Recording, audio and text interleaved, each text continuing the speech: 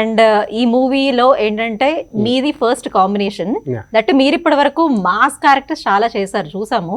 ఇప్పుడు comedy genre లో కొంచెం కొత్తగా అనిపిస్తుంది. ఏమో విశ్వ గారు మారిపోయారేమో అనిపిస్తుంది. అవునా?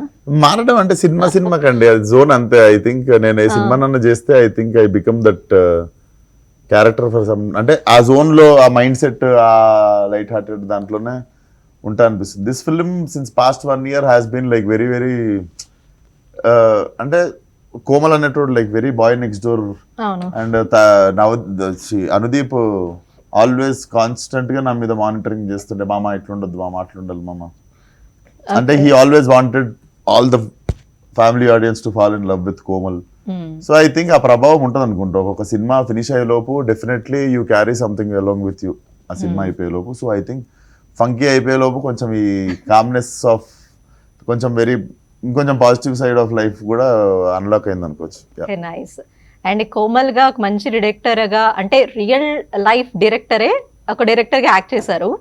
మీరే రియల్ లైఫ్ లో కోమల్ అండ్ డైరెక్టర్ కి అవకాశం ఇస్తారా? కోమల్ అంటాడు కానీ నేను విశ్వక్సేన్కి అయితే ఇస్తా, ఎందుకంటే నాకు తెలిసి ఎట్లా చేపించుకోవాలో డైరెక్టర్తో. సో కానీ కోమల్ క్యారెక్టర్ కి అడిగేది నేను. కోమల్కి విశ్వక్సేన్ యాజ్ అ ప్రొడ్యూసర్ కోమల్కి ఆపర్చునిటీ ఇస్తాడు. యాక్టర్ గా ఎవరికి ఒక విశ్వక్సేన్ యాక్టర్ కోమల్ లాంటి డైరెక్టర్ కి అవకాశం ఇస్తా అండి, షూరా? ఇస్తా అండి. చాలా మంచి సినిమా ప్రొడ్యూసర్ వస్తుంది ఏమైపోవాలి? అప్పుడు. ప్రొడ్యూసర్ ఏమైపోవాలి? ఇంకా అది ఇంకో వేరే సినిమా పార్ట్ 3 ఉంటుంది, ఎందుకంటే 2 ఉండదు కదా దీనికి.